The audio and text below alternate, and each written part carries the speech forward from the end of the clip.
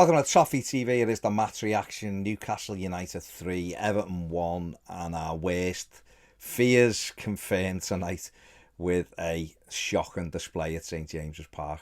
And if Frank Lampard wasn't aware of how big the task is for him, he will be tonight. It was quite simply a disgusting performance by Everton from start to finish, really. Obviously had to make changes from the weekend. Mykolenko ruled out with an inconclusive COVID test, so we'd lost him. We'd already lost Ben Godfrey from the team that started at the weekend, of course, as the injuries continue to mount for Everton.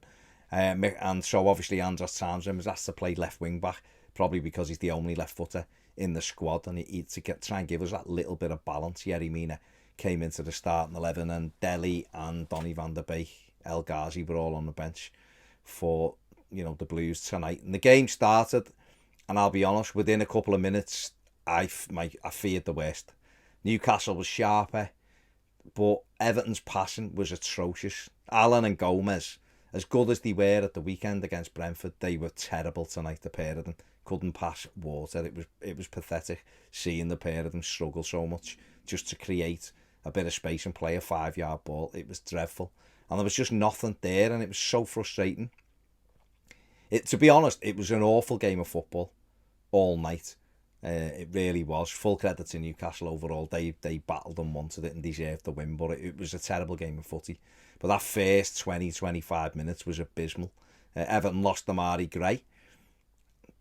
It's just the way it is. It's almost been a perfect storm this season. We have him at the start of the season in charge of us, and we've just decimated with injuries the whole season. It's incredible, really. It really is. The injury is unbelievable. It's never spoken about in the media. No other team has had anywhere near the injuries that Everton have had, and it shows. But that doesn't excuse having a lack of bottle. And that's, I think, what Everton have got. And Newcastle had it in abundance tonight. They worked the socks off. They've got injuries themselves as well, and they worked the socks off tonight for Eddie Howe and for the crowd. And Everton just wilted. We did take the lead. We lost Yerry Mina after losing Damari Gray. He looked like he's done his thigh in, so I imagine both of them will be out for a while, which is great. To go with Godfrey and Decore, and it is unbelievable. But we took the lead a minute after losing Yerry Mina. Jarrad Branthwaite came on. Everton got a free kick, and we scored from it. Anthony Gordon whipped the ball in. There was a couple of knockdowns. Richarlison trying to get on the end of it. Mason Holgate knocked it goalwards, and it was off the line, hit against Lascelles and into the net to give Everton the lead. And it was a terrible game, and an own goal was kind of a fitting way for the first goal to be scored, because both teams were abysmal at that stage. And we kick off, or Newcastle kick off, and we get the ball back, and all you do at 1-0 away from home with a noisy crowd is you don't do anything stupid. Mason Holgate getting pressured, just knock it, smash it down the line, regroup, protect the lead, get through the next 5 minutes and get the ball again.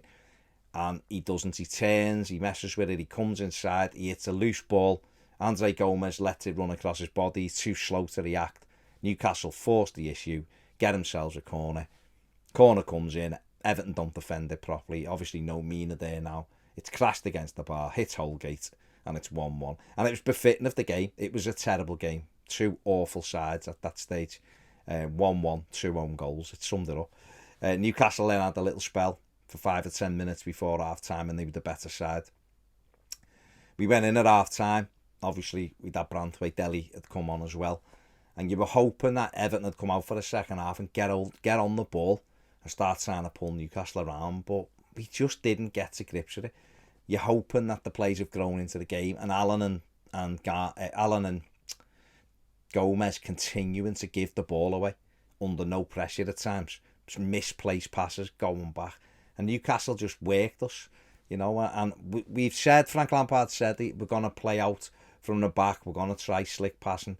It's very early in his tenure. I'm not blaming him in any way, shape or form for this. But we got caught. A ball to Dele, tries to flick it inside. It's a ball that goes astray. Newcastle pounce on it. And Everton, St Maxim started coming into the game then. And it's quite embarrassing seeing professional footballers not know how to cope with a player just because he's quick. And he come to the fore and he went on a run and Coleman deflects the cross. Jordan Pickford had got attracted to the ball, so he's out the game. Ryan Fraser forces the ball over the line to give Newcastle a lead. And then at that stage, I really did fear that it was done. Because Everton, we didn't get any patterns going in the second half. Newcastle were, without really doing much, were kind of in control of, in terms of, we had a lot of the ball. We were dominating possession.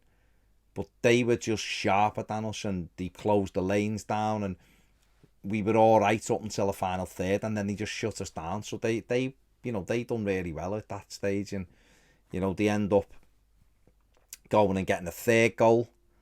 It's just, a free kick. They come inside. Alan makes a rash challenge on St. Maxim, I think it was. And then Jordan Pickford, I'm blaming Pickford fully for the third goal because he stood too far over to one side. You're asking you're taking a free kick and the goalkeeper stood in one side. All you really got to do is lift it over the wall and it's in. And if he just takes one step to his left so he's in the middle of the goal, I think he gets there to Trippier's free kick. He can still dive the other way to cover the right as well. And Trippier puts it in that corner. It's 3-1. It's game over. And that was it. Everton had nothing to offer. Donny van der Beek come on, excuse me, for Andre Gomez earlier on, who'd got booked and was just all over the place.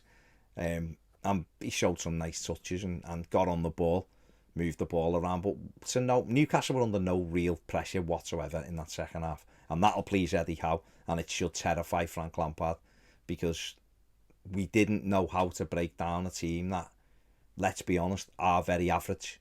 They won the third game all season tonight. And yet they comfortably dealt with us. I know they look at us and go, these are very average. I'm not saying anything contrary to that, but if you're Frank Lampard, you'd be worried there. Newcastle, in my opinion, should have been down to 10 men in the first half. Absolutely horrific challenge by John Joe Shelby. A red card every single day of the week. But it wasn't given. Everton threw some rash challenges in late on.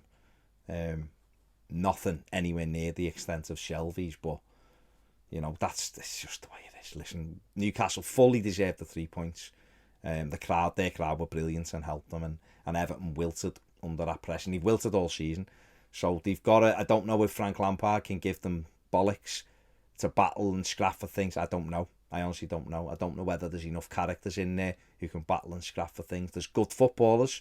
There's lads that when it's going all nice for them are good players. It isn't about being nice now. It's about being able to battle and grind results out for the last 17 games. And we'll see whether they've got the stomach for the fight. Newcastle look like they have. Everton, I'm not so sure. It's up to them to deliver now. Instead of being mouldy and we'll do this and we'll do that and we'll show you and rallying calls, we'll see whether who's got the bollocks for the fight. Because Everton need to win 6 games in 17. And it's a big ask now. Because this team doesn't look like it can keep a clean sheet to save its life. So, big job for Frank, definitely big job. My man of the match, I don't think I can give anyone man of the match, to be honest with you. I thought they were all dreadful. Maybe Anthony Gordon just because he battled all night. But didn't have a good game. Worked hard. So I'm going to give Anthony Gordon the man of the match. That's it. I haven't got really anything else to say. So see you later.